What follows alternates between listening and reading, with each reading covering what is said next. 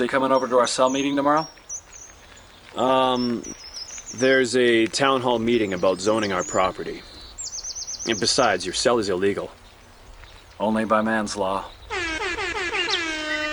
Why can't you just come to the sanctioned church? I guess because I'm more interested in having all of God's word, instead of just the politically correct version.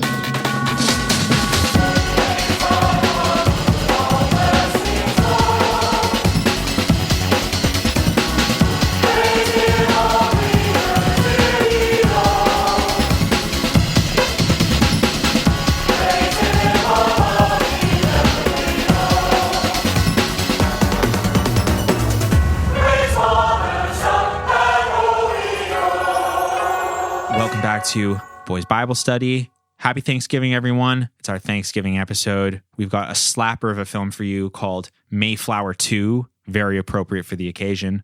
But first, you already know, but I'm Ash. My co-host is Scott. And our very special guest today to talk about Mayflower II with us, political analyst and author Jared Yates Sexton. Hey, Jared. How's it going, man? Hey, very good. How are you today? You know, I had a decent day, and then we got to watch this movie, and it got exponentially better. Yes. So glad you liked it. I really think this one was a top 10 banger for what we've covered on the show, so glad we got to share it with you. You just put out a book a couple months ago called American Rule: How a Nation Conquered the World But Failed Its People. And I just wanted to say it's a really cool and very ambitious book. I like that it was like, it's not just like a sort of a primer in general of American political and cultural history, but you also meditate on topics, especially what you call the myth of American exceptionalism. Would you mind, briefly summarizing or breaking down the book for our listeners? Yeah, I mean, it's not relevant to the podcast, but it's all about the fact that, the mythology of America is that it was chosen by God to be his champion throughout the universe and through all human matters. And, how that mythology has allowed America to conquer the world through means that are both honorable and incredibly dishonorable and disturbing, and how that mythology has mixed up our reality and gotten us to this bizarre moment of crisis, and how we have to actually deal with our actual history and what we've done and figure out where we've been in order to figure out where we're going. I think that's incredibly relevant. Actually, eerily so, considering the movie that you watched with us. But I wanted to point out something that I thought was interesting from the book, and also ask you about your background in the faith, because obviously, Christian pop culture and personal faith journeys are extremely of interest to us at Boys Bible Study. I think the intro of your book, you said this quote, referring to your own faith, you said, "Our evangelical faith merged with the occult and American history, creating a mystical reality where spiritual and civic warfare raged every single day." I was hoping you could elaborate on that with, some background on your experience with Christianity. Yeah, I grew up in southwestern Indiana in a really poor family, and I grew up in this very bizarre type of Christian hybrid religion. We were Southern Baptist, but we would go visit like Pentecostal churches and then, speak in tongues or watch people handle serpents. Whoa. And then meanwhile, like my grandmother, who was sort of a religious tourist, right? Like she would preach to us from the book of Revelation. And then the next thing you knew, she would bring in some Catholic demonic stuff. And then you'd bring in like something from here, something from there. And meanwhile, there were just stacks of what was the one? It was the tabloid Bat Boy, the Weekly World News. Yeah, so you'd have stacks of that, and then you'd have books about aliens and demons.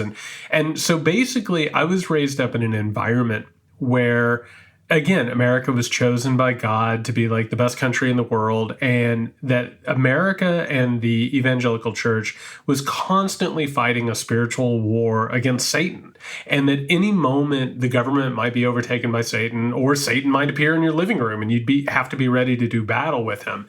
So it was a very bizarre, paranoid, secular, plus also esoteric type of religion. It was a really weird background now looking back on it. Yeah. Okay.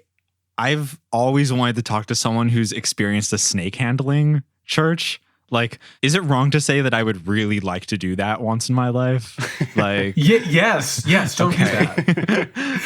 I hate to be the one to tell you this, but nobody's protecting you in those things. Like, you should not be going down that road. What is the snake handling about? What's the deal with that? The entire idea, so of course, metaphorically, it's the idea that like you have the serpent in the Garden of Eden, right?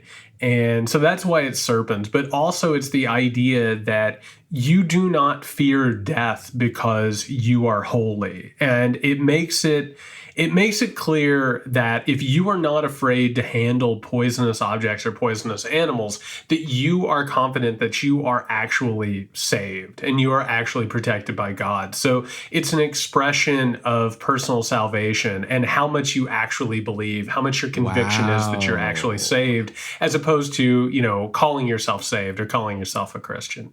Amazing. Isn't that testing God, though?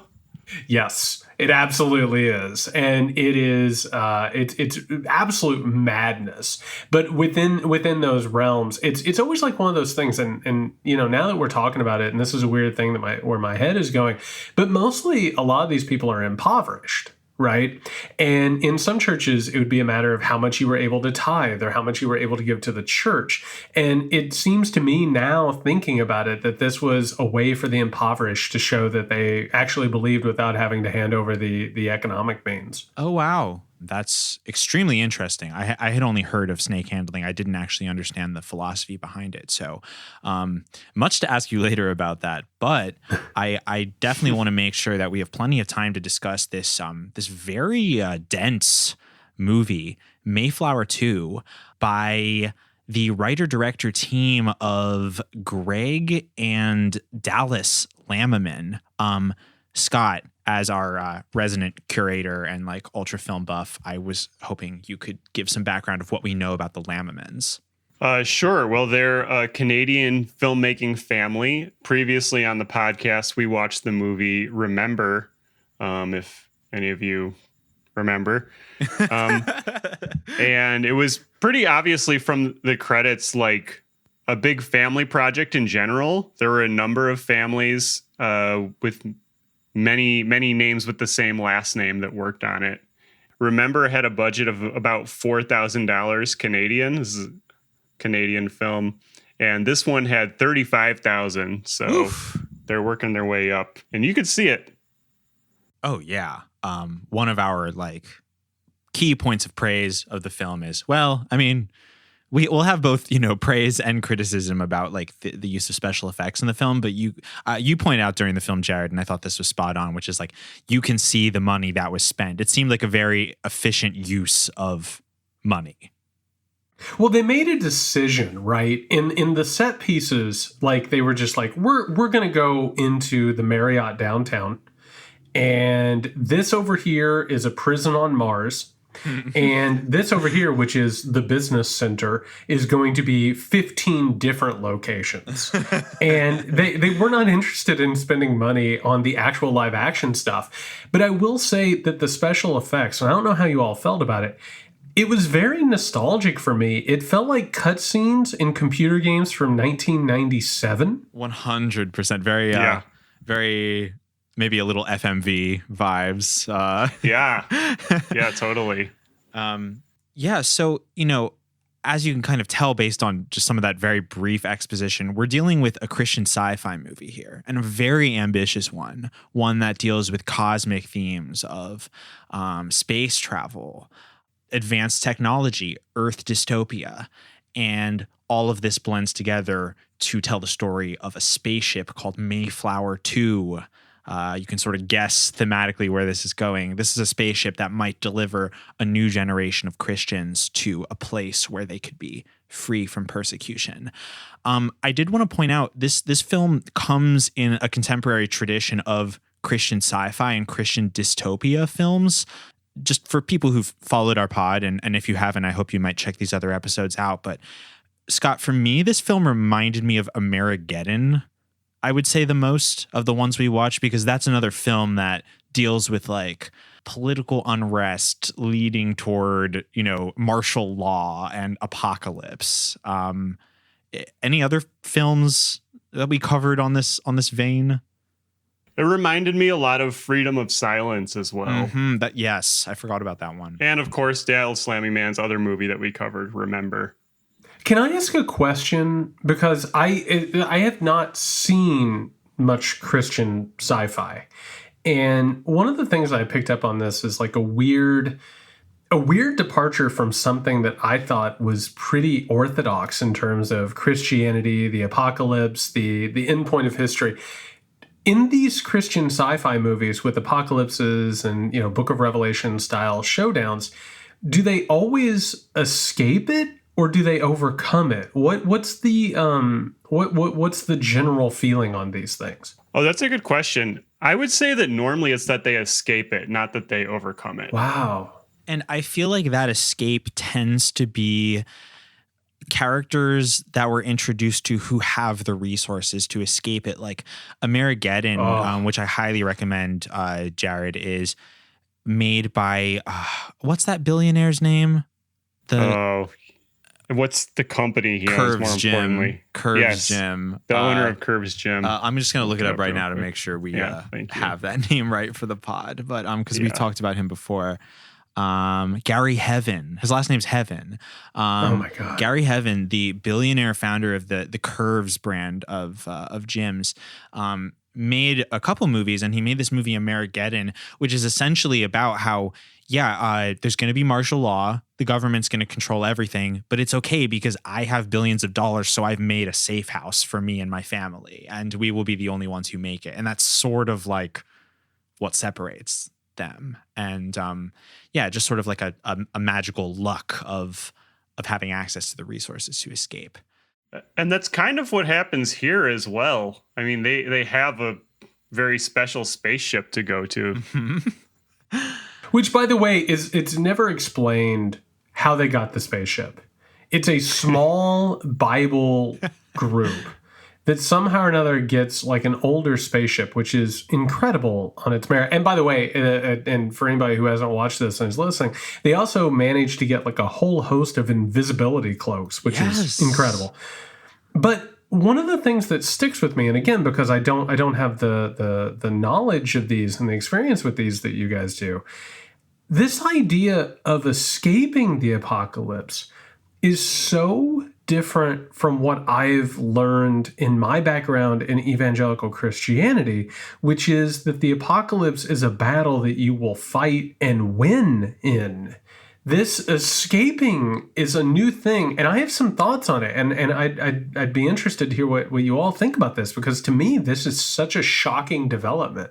Yeah, that's super important. I would love to start talking about that. I mean, would love to hear your perspective. I guess I didn't really think about it fully, but as you said, that the first thing that pops into my mind is just like, maybe there's some sort of acknowledgement now that just like in the, so this is a 2019 film, so very current. So maybe there's just an acknowledgement now of, like, I don't want to sound too dark, but like the reality of the apocalypse. Like, I think that we've all seen, even the people who claim to be, climate change deniers or things of that nature. I think that just living on the same reality that we all share, everyone to some degree has an appreciation for the fatalistic like element of the times we live in. And maybe that has led to the sea change in that way of thinking. I don't know, pure speculation. Well, it's definitely showed up in movies. Like, I would say this is pretty specific to the last decade, where we see a lot of Christian dystopian movies,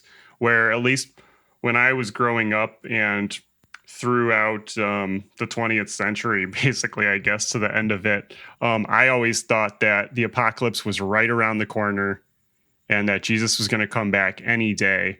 And in the last decade, we see more of these dystopian Christian movies where it's more like how it says in the Bible, where a day is like 1,000 years and 1,000 years is like a day to God. And you don't know when he's coming back. So it could be 2050 or whatever year this is supposed to be taking place. Well, okay, so you just said something really interesting, right? Which is the idea of the apocalypse, and I'll talk a little bit about the history of apocalypticism, because weirdly enough, this film really, really touches on a lot of my research I've been doing lately, and it's got me firing on all cylinders, I got to tell you. So the story is that in the moment of absolute crisis is when Christ will return to save humanity. This takes that completely away. Like, nobody's saving the earth here. The earth is falling into the clutches of secularism. It's falling into the clutches of, satanic, malevolent forces. And it's basically saying, adios, everyone, best of luck. Yeah. Which is a complete curvature of what Christian apocalypticism is. And so I right now, this project I'm working on, I'm relearning the entire history of Western civilization. And so I went back to ancient Rome, and what I found was this tradition of apocalypticism it's a minority phenomenon, right? It's when you do not have political control, but you want people to change what they're doing. So you tell them, I've seen visions that this is going to lead to the total destruction of the world. You need to change what you're doing, right? And in this case, it feels like they've given up on the earth, or they've given up on sharing a society. And it feels almost like something that we're watching right now in 2020, which is that there are segments of our population who feel like they cannot live in concert with the other segments of population. Yeah, that's really interesting, and it was just funny how much parallels to Rome and allusions to Rome came up in this film. Also, I don't know. I mean, often people even if they just mean it in a literary sense, people sort of compare Rome to America, just because like America, even in its short life as a country, feels like this very like charismatic empire. I don't know. I wondered if that was something that popped into your mind when you were watching this film that dealt with things like Nero and stuff like that. I don't know. Well, so that's the thing is like I was raised up, I mean, Southern Baptist, particularly white identity evangelical Southern Baptist. Like the book we read the most out of the Bible was a book of Revelation. And, I was always raised up to believe that it was prophecy of the future. And when I started doing research into it, it was actually like an allegorical critique of Rome and Nero. The old idea of 666 is actually a way of expressing Nero's name in code. So the entire belief was that Nero, after he died, would be revived by Satan and would turn into the Antichrist. So the entire point, and we're talking about Nero now because the weird secular New World Order-like group in this movie was called Nero. Our anarchist friends at Nero have a request. And before they will go ahead with the next bombings, they say there needs to be something in it for them. Sounds more like a demand than a request. What do they want? They would like the credit this time. It's important to keep the grassroots happy. Their idealistic base needs to feel as if they are accomplishing something. And it's an allusion to that idea of church versus state, what survives, what matters. There's a lot of weird monologues in here about Christians leaving behind government and politics and trusting in Christ. It feels so fatalistic and so apocalyptic, but in a way that it feels very curious for this moment. Yeah. But, so first of all, I did not know that about like the history of 666. I think that's fascinating. And it actually, yeah, me either. Yeah, it actually like opened up a lot. So, although this film is definitely unique in the way it presented this information, we have covered films, somewhat along this lines, not to keep just like meta referencing other ones we've covered, but got to recommend you, Jared, to check out 20 Minutes to Go, which is a cult musical by the Family International was one of the names that they used. Mm-hmm. But it's interesting because in their take on Christianity, they share some similar qualities with this film, which is you got to watch out for 666. A government new world order is rising.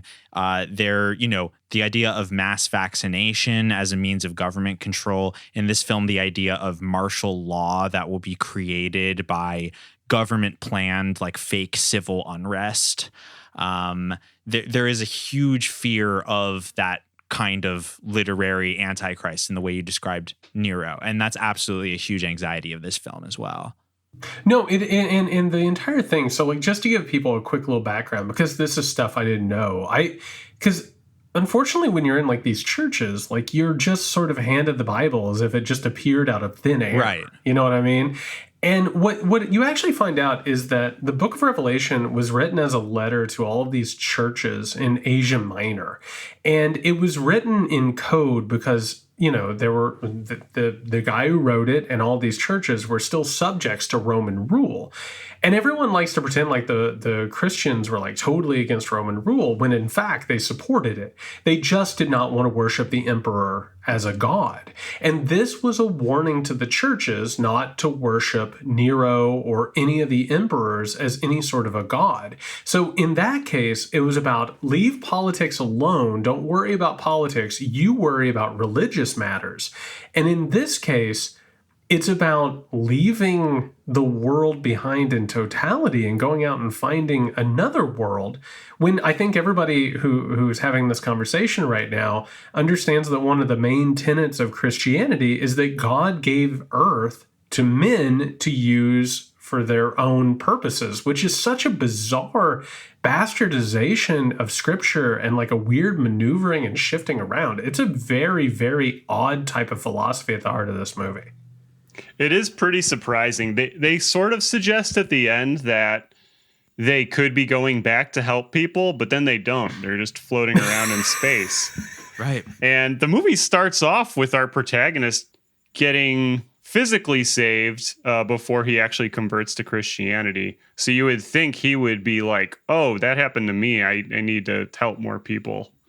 But maybe he didn't finish reading his new Bible yet. I don't know. So does that mean... And I'd be interested to see what you two think about this. Is this movie sort of indicative of the end of evangelicalism? Like, should we stop, like the idea that Christians should stop trying to save people and start trying to save themselves? I think this movie is a tell. I don't know if it's a message. I don't know if that was like the intentional message of this movie, but I think of just the nature of the way the story unfolded, seemed that there's like a subconscious idea that might be the case. And I think that's what pop culture is. And the more that I study it, the more that I recognize that there are movies that try and give you a philosophy, but most movies and most popular culture and mass media carry a subconscious idea. Right? Something about the culture that affects them and leads to them creating a message or thinking about a thing. Like movies reflect our anxieties and our hopes and our dreams. This feels like sort of a white flag that says we tried our best to save society. It's done. There's nothing else to do. Yes. And I think that's why like Scott and our co-host Julianne and I love just these types of movies in general, because they can be, and Mayflower II is a perfect example of a Christian film that's like so didactic to the point that it almost like breaks the fourth wall. Like they're like one step away from just turning to the camera and like telling you how they feel. But, you know, they're trying to push this like textual philosophy, but there is that sort of like just the nature of trying to produce pop culture. It does contain like coded, like subconscious, like fears and like, you know, interpretations of our present moment. I think that's why we're so interested in this genre. And I think this film was a really interesting marriage of the two. To potentially give them a little bit of credit for not completely just running away, maybe. They do talk about the catacombs near the end. Yeah. So maybe they're kind of just going through like a catacomb phase of hiding out from Nero before they pop back up to the surface. So, you know, just a little like basic background on the characters and protagonists of this film. The film primarily deals with a couple, Miles and Kate O'Rourke. The character who plays Miles O'Rourke is a man named Justin Lewis, who we've seen before as the protagonist of the other Lammiman film, remember. He has a really marvelous, like, kind of like intentionally so. He has this sort of like loser-ish face. Like he's very good at sort of evoking this, like, and I mean this is like a genuine thing. He has a way of evoking this like sort of like pathetic like male protagonist thing that like is works very well with his written character in this film. Does a great job. Big fan. And we see them, Christians on Earth. They're struggling with the government in this future where the government has a program that's sort of, they try to make you think like it's your choice, but what they're actually doing is taking over all landowners and homeowners' land. They're basically tricking you into signing your development rights away to the government. In the interest of national security, we must consolidate populations in urban areas. This will allow us to provide a safe environment for everyone. But it's our land. It's been in our family for 5 generations. The earth is dying, ladies and gentlemen. Everybody in this room knows it. Nero and other anarchist groups, their use of threats and violence is an attempt to persuade us to do nothing. But we will not do nothing. We must and will make difficult choices. The decision to implement these regulations was not an easy one. But as faithful citizens of this planet, we are confident that you will be willing to make this small sacrifice before you here today. Obviously, then there's Christians on Earth who are rejecting this. They're seen as dissidents. And in fact, any Christian who doesn't practice the government assigned like new version of Christianity that includes a digital Bible. How great is that? So sick. So sick. So yeah, anyone who doesn't do that is a dangerous dissident. And these characters actually do literally get put on a terrorist list, which is like a marvelous dramatic touch. I really love that. What? You're on the national homegrown terrorist list. What? I didn't do anything. Miles, you're a terrorist now. Remember? I thought it was interesting that they chose to have the government edition of the Bible too, because that's basically happened before in history, where the government does have say on how the Bible gets adjusted. I mean, that's how we got our basic Bibles that we have out in the world now. I mean, the Bibles that are now in circulation, like there's a reason it's called King James, right? You know, like, there's a secular thing to all of this. And I will say that the anxiety is on display here. I love that they can't have a Bible meeting without the government bursting in the door. Love that. You know, it's like every time these citizens get together to discuss the Bible, a bunch of jackbooted thugs jump in with laser guns. And there's like, what's going on in here? He's our pastor, and he hasn't reported in on schedule. Everyone down! On your knees! We're only interested in non-compliant Christian radicals. If you're not one, and you wish to live, leave now. I mean now! It's a wonderful exaggeration of everything these people are actually afraid of. And that they're at the center of everything, always. Everything. Yeah. This is a trope in a lot of Christian films, but like especially in the Lammiman films, the persecution complex, like the idea of Christians like philosophically as a persecuted minority, when as you were saying, Jared, which is like, of course is true, is that relative to the amount of like practicing Christians, they hold like a relatively huge amount of cultural sway and political sway. You know, and it's interesting to continue to see movies pushed out where the Christians are in hiding. The Christians are, always one guy stomping down the door away from their whole family getting killed or arrested. It's very interesting. Well, I'll just give a little bit of background on this because I didn't understand it until I started working on my current project. Like, one of the defining characteristics of Christianity, and one of the reasons we're kind of in the mess that we're in now, is it started out obviously as a cult of martyrdom.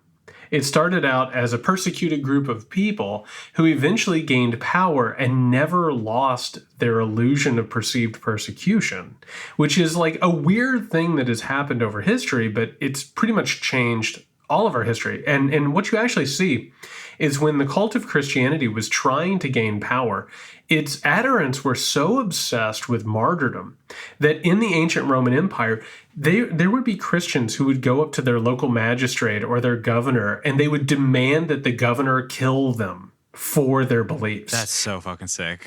Sorry, go on. And eventually the magistrates were like, leave me alone. I don't want to kill you. And there's actually a quote I found. It's actually kind of amazing. A magistrate says something along the lines of, you wretches, if you want to die, there are plenty of cliffs to jump off of. and the whole point was that the Christian religion, as a monotheistic religion based on martyrdom, understood that martyrdom gave them morality, right? It gave them power over morality, and it gave them strength over that they were on the right side of every issue because they were either being persecuted or they were being righteous. And so we've now seen them take over the world and all political power and a lot of economic power, but they've never been able to shake that quest for martyrdom. And what we see here is just an absolute fever dream, completely divorced from any type of reality that any of us could recognize. That first of all, that is so sick. Second of all, I gotta say, I honestly feel that way as a podcaster. I feel like there's a target on my back. You feel persecuted? Yeah, I'm often going to my local city council members office and kneeling at their doorstep and saying, I understand that what I do is dangerous, and I would like it if you would just end this once and for all.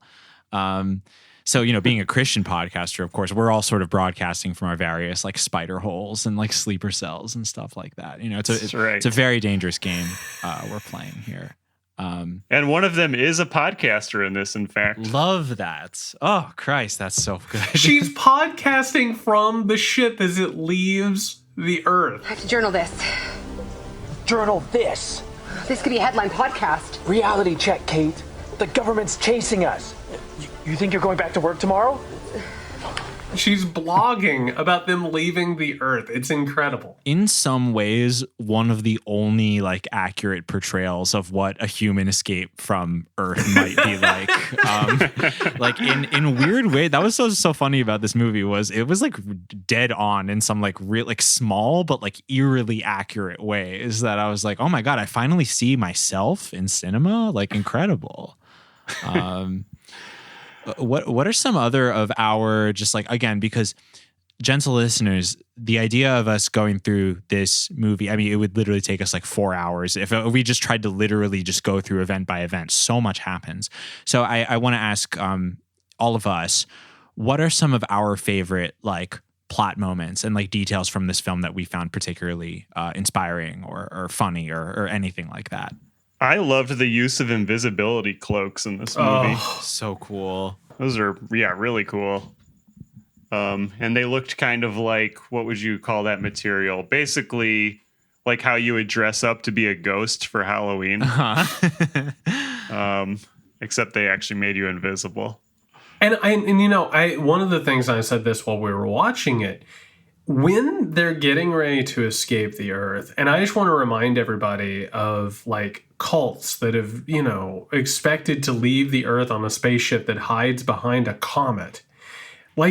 It's such a striking thing to see a religious group ready to abandon the world on a spaceship wearing these bizarre cloaks. Yeah. It's such a jarring thing. And on top of that, who decided to have these cloaks in the movie? Why were they necessary? They're such a weird piece of technology.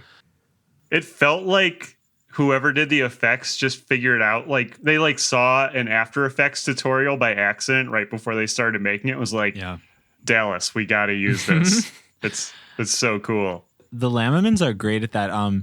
Jared, we've learned that a Lammiman trademark is they love to do the like evolution of the iPhone is just like a plexiglass cut like rectangle upon which words appear. Was they love bomb that. As hell. It was cool. They did that in their other film too. They did that in Remember. If you enjoyed that, you have to watch Remember. Yeah. I have to tell you, for anyone who's listening to this who hasn't seen it, like, get that in my pocket tomorrow. Yeah, so cool. Get me phones that are just a clear piece of plexiglass. Yeah. It is so awesome.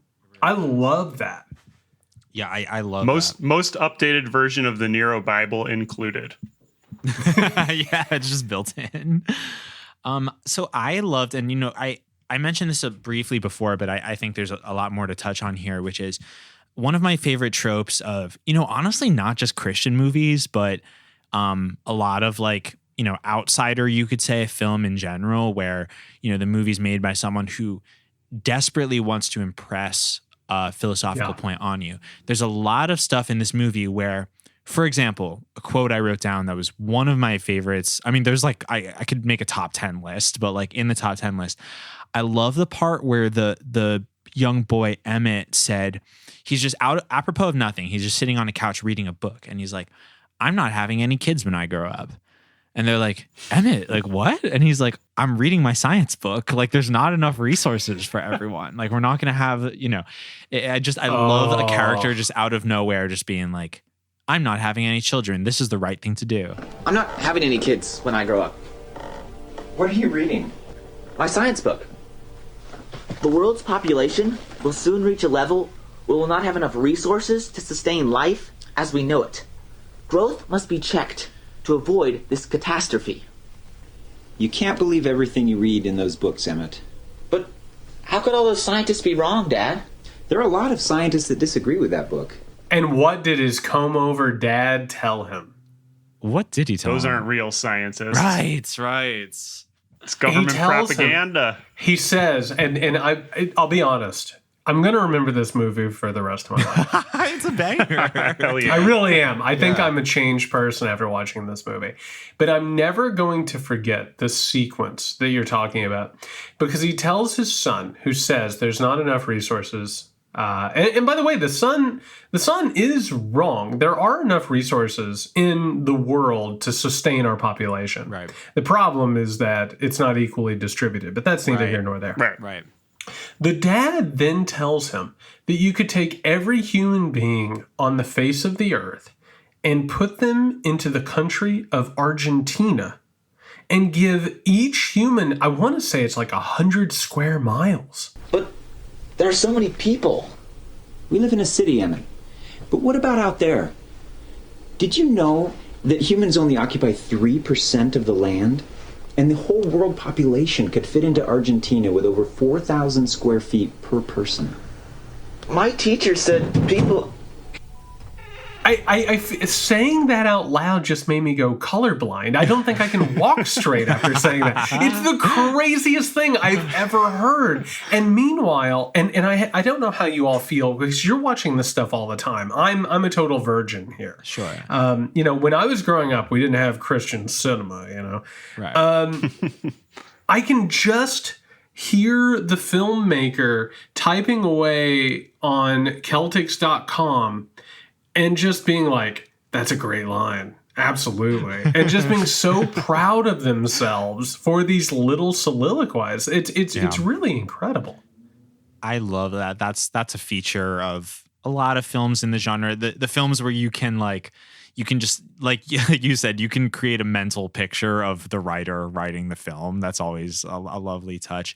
I bring him up a lot. He's not a Christian filmmaker, but Jared and anyone listening, I want to recommend the films of Neil Breen, who is like a rich guy movie maker in Las Vegas who makes sci-fi films that are not Christian, but he'll do things like, I often cite this, but he'll have like a banker turn to the camera and say things like, I'm a banker. Like, I enjoy making policies that like take money away from the average person. Like, just like pure, like didactic, like Brechtian, like where's the lie? Where's the lie? Is he wrong though? Is he wrong?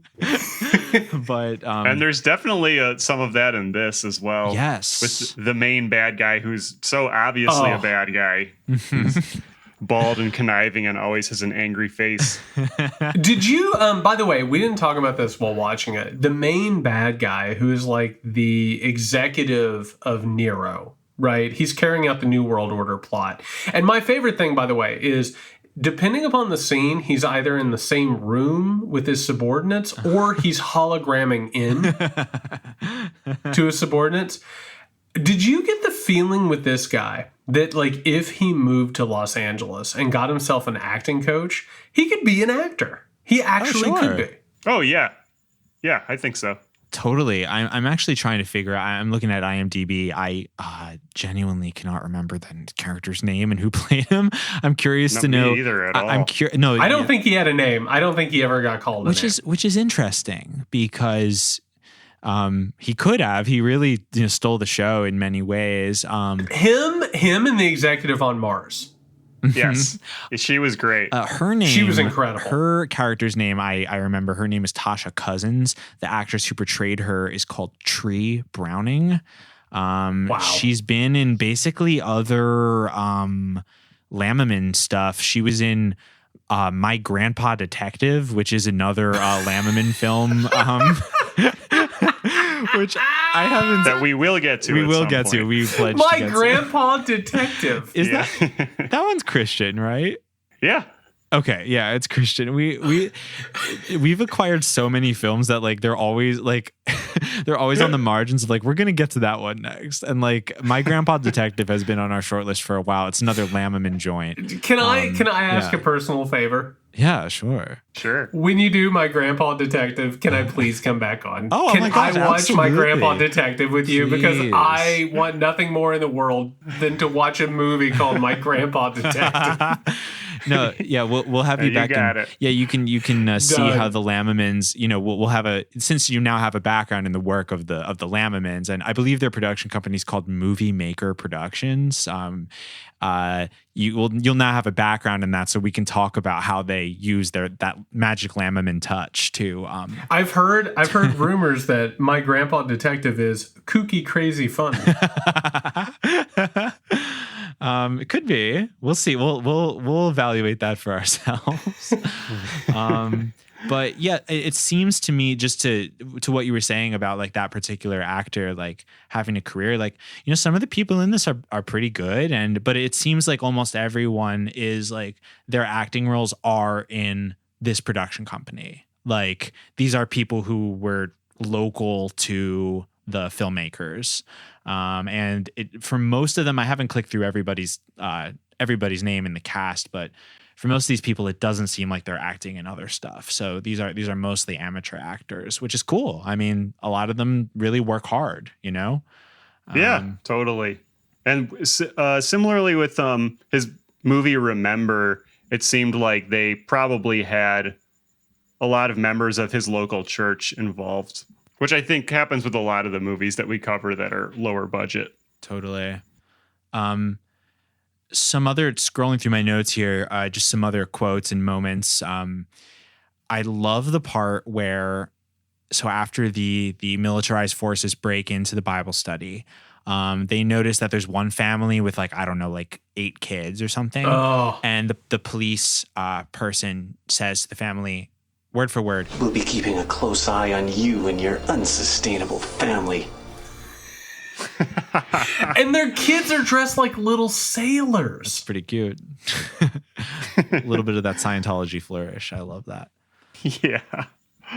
What are some other important plot elements from this film? They go to Mars. That's definitely worth talking about. I'm glad we haven't really talked about Mars yet. Yeah, let's talk about Mars. Yeah. What's going on there?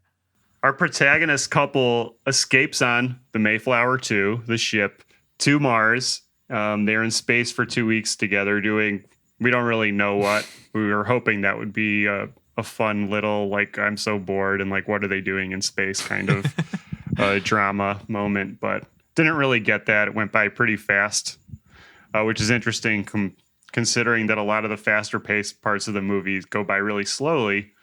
But when they get to Mars, they realize it's not all what it's cracked up to be, and that everyone in Mars is virtually in prison. Yeah, it's essentially a prison planet that's disguised as like an aspirational colony. I'll pipe the audio in. I don't have the exact quote written down, but at one point, one of the people there who kind of starts to sympathize with the Christians, he says, like, you know, the ultimate prison is a prison that you don't want to leave, or something like that. Which is like, I mean, it didn't sounded good. It didn't really quite make sense, but you know, I appreciated it all the same. Mars Colony doesn't have a prison. It is a prison. Best prison is the one that people want to come to and they never want to leave. So I have a question for you two, because you're veterans of this genre. So I kind of brought this up as we were watching it. They go a very long time without making a reference to Christianity. Yeah. Was that a regular thing that happens in these movies, or is there like a maximum number or a maximum amount of time that can pass before you need to make some sort of religious or evangelical reference? I'd say it's pretty movie by movie. Like very recently, we watched the new movie Beckman, which is just a Christian John Wick.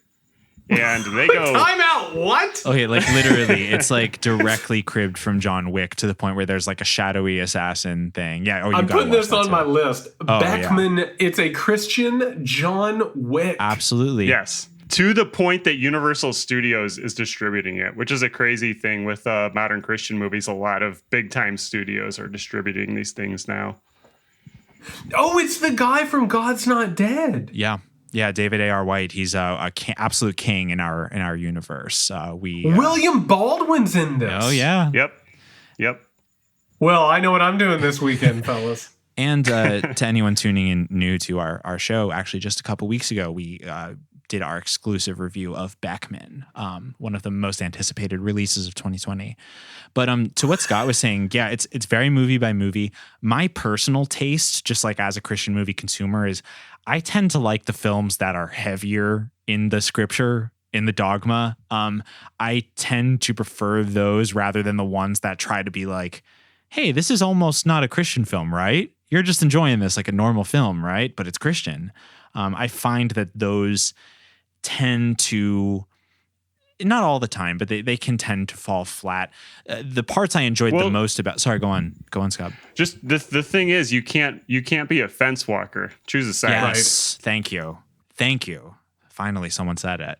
Well, I feel like when they get to Mars, and that's one of the things that's happening in this movie, while they're on Earth, every other sentence is about either Christian belief or oppression, period. Yes. And then they get to Mars, and it almost feels, and I don't know how you all felt about this, like sometimes when you watch a movie, you can sort of, and this is the problem, because you shouldn't be thinking about this when you're watching a movie. A movie should feel like Athena erupting from Zeus's forehead, fully formed. But when you watch a movie, sometimes you can start to get an idea of how the scenes were shot and when they were shot, and like how it sort of changed over the course of the shooting. Like it got this feeling when they got to Mars that the director of the movie was like, I think I've got a sci-fi movie on my hands here. I'm kind of enjoying the sci-fi aspect to it. And then somebody in the background was like, what about Jesus? And he's like, oh yeah, that's right. Okay. Never mind, guys. I know we're on this prison planet, but we got to bring Jesus into it. He definitely got caught up in the sci-fi elements to a point where we were all acknowledging, like, okay, you're just directly ripping off Star Wars at this point. Right. And Total Recall. Yeah. Good point. Totally. Yeah, I would say, for all the things I did genuinely enjoy about this film, probably my personal biggest criticism is that when, as you said, when they were on Earth and just constantly being like, the government has no right to my land, I like those parts the best. And then when they just were doing like a space adventure, while there were parts that were pretty exciting, the movie started to get a bit tedious for me when we were just being like, how are they going to escape? that was when I think the film was at its weakest. But you neglected to mention that while they're on Mars, the uniforms in the prison of Mars are marching band uniforms. Yeah, that's so sick. Oh, I love that. I love that. I genuinely liked the costuming. It was very like you could see the seams, figuratively and literally sometimes. But like, actually, you caught, Jared, the fact that the character Tasha Cousins, I think her name is, was wearing sleeves that you pretty convincingly said that they're probably like those like cat tunnels that like you buy for your cat. Collapsible cool. Cat toy tunnels. Pretty cool, honestly. Like, I thought that was one of my favorite element. Like, that brought it to the like campy sci-fi territory that I sort of hoped it would get to. I felt like having that costume, the whole purpose of it was this long lead up to the point where we see Tasha Cousins stand up from her desk and the camera follows her. And as it follows her, it reveals a painting of her behind her that's the same size as her. And she's wearing the same costume. So sick. Incredible. I have to say, I think some of the best scenes took place in her office because, okay, number one, I love that she's standing in front of a painting of herself wearing the exact same outfit. That is some boss level stuff right there. But so in her office, and I would actually like to see a director's cut of this movie that only takes place in her office, because she's taking calls from security people. She's taking calls from the head of Nero. And every time she signs off, she has no time for their shit at all. Yes, sir. If it wasn't for your security, they wouldn't have been on Mars in the first place. She's just like rolling her eyes. Meanwhile, and this is something that I feel like we could talk about for a half hour to 40 minutes. Did you see the rock that she kept massaging? What? No. For every time she's in her office and the heat gets on and she's having some sort of a conflict with somebody, she has a piece of rock. I don't know if it's Martian rock, Earth rock, space rock, and she just sort of turns it over in her hands. It's a really interesting decision that took over my attention in totality. Good catch. I completely missed that just watching on a computer screen. That is a very interesting character. What's that called? A leading center or something like that. She made choices. Yeah, is what she made. I like she was that. Good. Yeah, she was good. Our two main bad guys really were the best in this film. I thought. Totally. Not even close, right? The two villains in this movie stole every scene they were in. Yeah, especially next to Mumford, as you pointed out, the lead Christian, I would call him in this. It looks exactly like Mumford of Mumford and Sons. Mr. Mumford, big fan of your sons. I also appreciated I was the only person who knew what the lead singer of Mumford and Sons looked like. Yeah. Listen, I've heard the man's voice. I've never gone as far as the Google image search, but so we hinted on it a bit when we were talking about the general themes of this film, but how does this film end? What is the eventual end of our protagonist and the friends they've made along the way? Sometimes the real Mayflower II is the friends you make along the way. What happens to them? What happens to them? Well, they escape. Our protagonist couple escapes Mars with some of the friends they made along the way. They get back to Earth. They quickly collect their Bible study.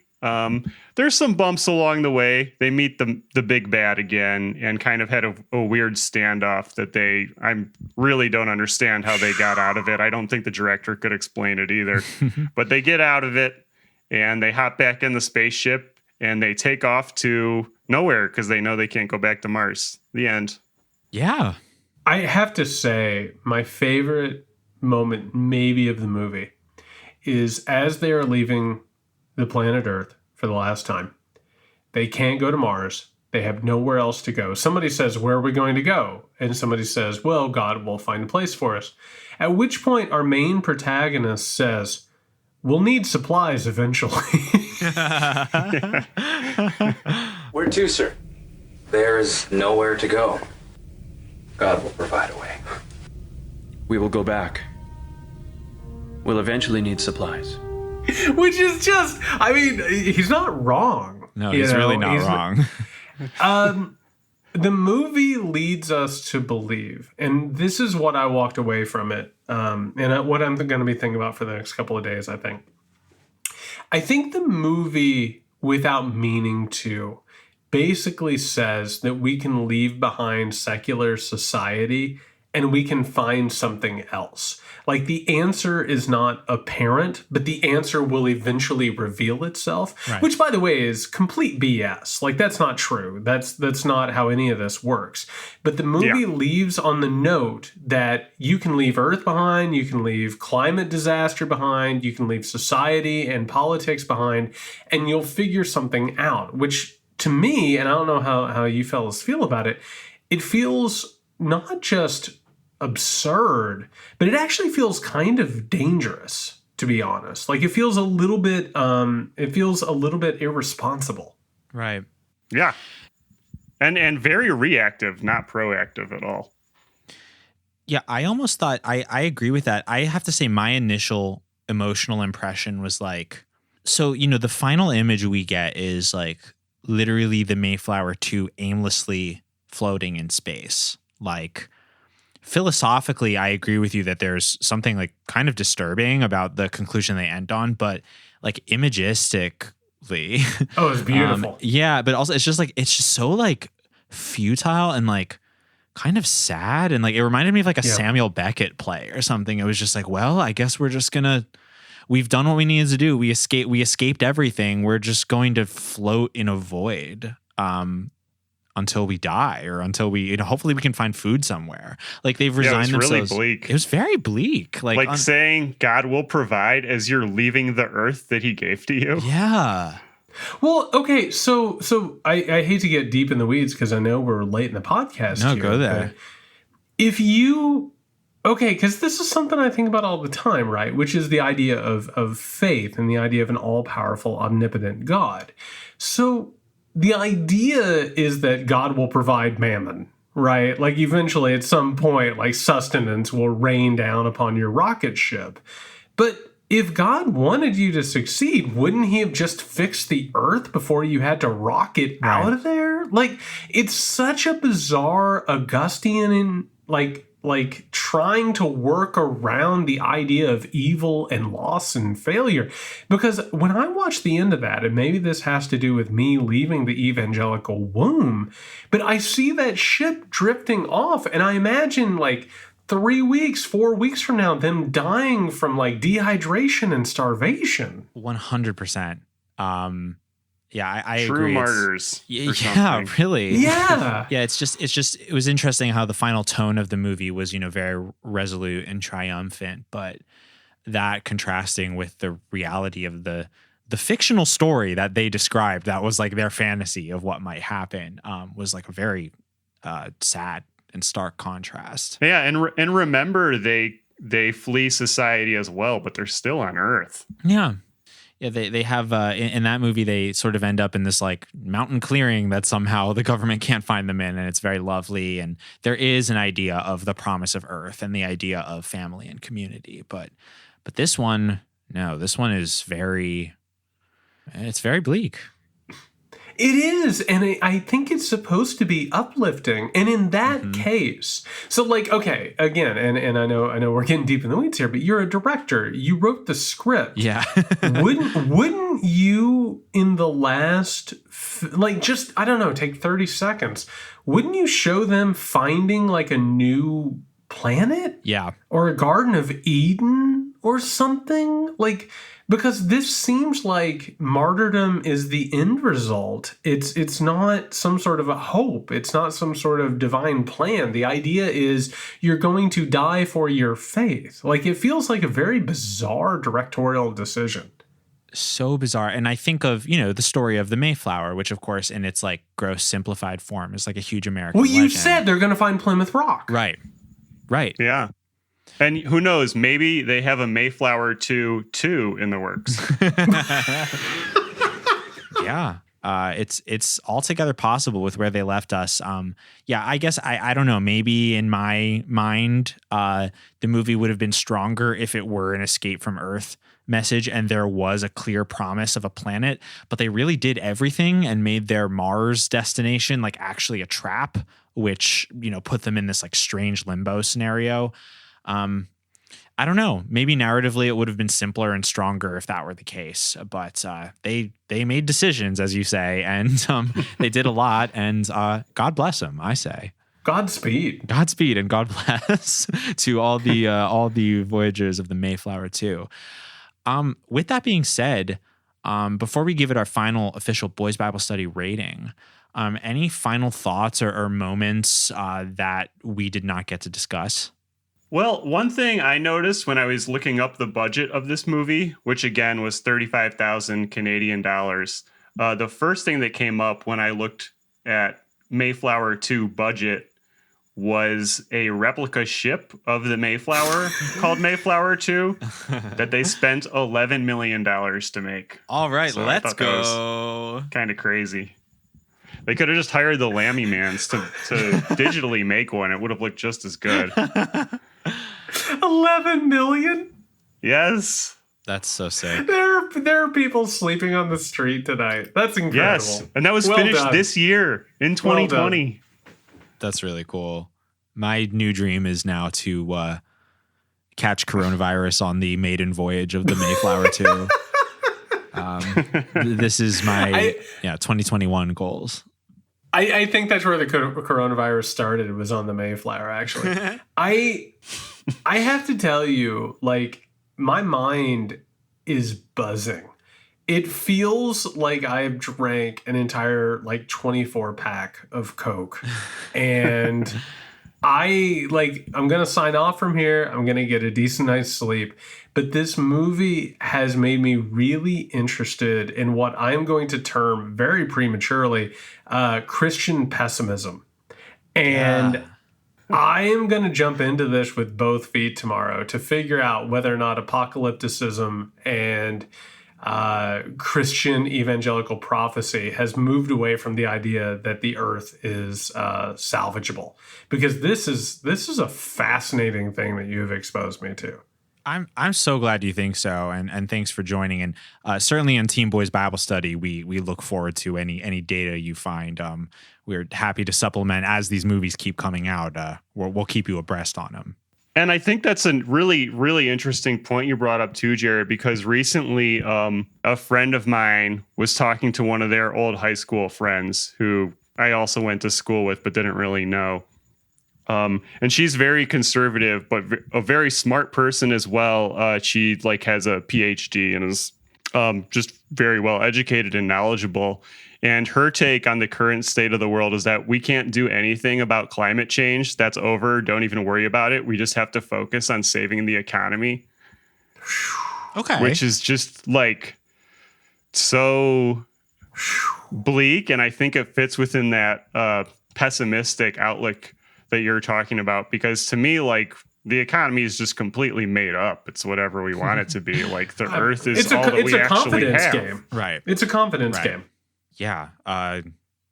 Very, very, the more we talk about it, the more I'm seeing that the end of this film is very poetic. And there could be something to it as a reading of the, contemporary evangelical mindset. All right. So with our analysis of Mayflower II, the brand new film by the Lammimans, I wonder what's everyone's final thoughts on the film and the official Boys Bible Study rating. I give it 5 New World Order raids of Bible studies out of 5. But as I'm saying that, it reminds me of something we didn't talk about whatsoever, which is how in the hell did this movie not have an Antichrist figure? Yeah, that was a huge misstep on their part, I think. Just throw an Antichrist in there. Just come on. Where's our Antichrist? That's what we come here for. Come on, man. Come on, man. As American Antichrist, Joseph Robinette Biden said before helming the New World Order. Come on, man. Come on, man. What do you think, Scott? Wow, so much happened in this movie. So much ground was covered from here to Mars. It was and beyond. And beyond. Who knows where Mayflower II will take us. Wow, giving it a numerical rating almost seems unfair since the infinite takes place throughout this movie. But since I have to, I'm going to give it 9 out of 9 invisibility cloaks, which is actually 2 invisibility cloaks short of what we need, but that's fine. We'll just make a second trip. Yeah, I would say it's a perfect flick. I think that Mayflower II is like a very educational and like at the same time poetic film that obviously had a lot to say about the current state of evangelical Christianity. I'm going to say, like you, Scott, it's tough to give this one a numerical rating. I'll just say that my love for this film could be fit in the entire country of Argentina. With room to spare. With room to spare. But you know what? I mean, like, obviously that's huge. So I would say that's a perfect score. Yeah, huge, a lot of love, but enough for everyone. That's how much I would rate Mayflower II. Wow, beautiful. Before we go, first of all, Jared, thank you so much for taking the time and watching this with us today. Your perspective was really valuable for our analysis of the film. So thank you for that. Well, I appreciate you having me on. I feel like you've just dominated the next 6 months of my life as I try and pioneer Christian pessimism. I'm seriously so excited for the results of that. Please keep us updated. I already want to have you back on for look for Boys Bible Study listeners. Look out for My Grandpa Detective in the near future with special guest Jared Yates Sexton. That is the BBS promise for you. Before we get out of here, Jared, how can our listeners find you online and what's an American Rule and other things you're working on you might want them to know about? Yeah, American Rule's out there. You can find it at your bookstores or whatever. I don't know. I'm hanging out over at the hellscape that is twitter.com. I'm at JY Sexton. You can find me there, and I have a podcast that's called the Muckrake Podcast. Excellent. Please check that out. All of our beautiful, gentle listeners, we love you so. Thank you for tuning in. And as a reminder, if you enjoy our free episodes here at Boys Bible Study, please check out patreon.com/Boys Bible Study. We put out at least 2 bonus episodes every month, and we do a monthly patrons-only live stream where we actually get together and watch a secret lineup of Christian films and hang out and chat. It's really fun. December coming up. We'll announce that date soon. I'm just going to spoil and say it's probably going to be Christmas themed. I know we have a lot of Christmas movies on deck for you in December, so please support us if you'd like. Our outro music is Oh My God by Mary. Please check out Mary on Bandcamp and Spotify. And from all of us here at Boys Bible Study, myself, Ash, my co-host Scott, our co-host Julian, our guest today, Jared Yates Sexton, we would like to say, peace be with you. And also with you. Forgive me, Father, for I have sinned. I feel your love in me, it's coming from within. Oh my God, my devotion is so unwavering. Divine emotions when you